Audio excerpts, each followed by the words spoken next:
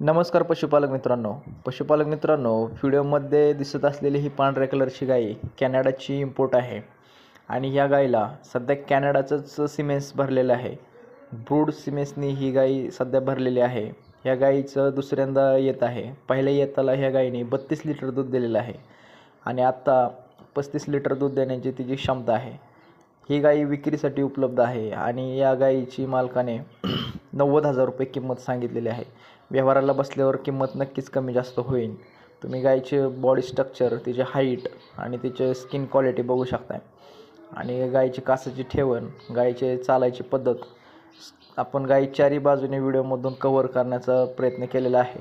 या गायीचं लोकेशन आहे हरियाणा, कर्नाल, ओम डेअरी फार्म.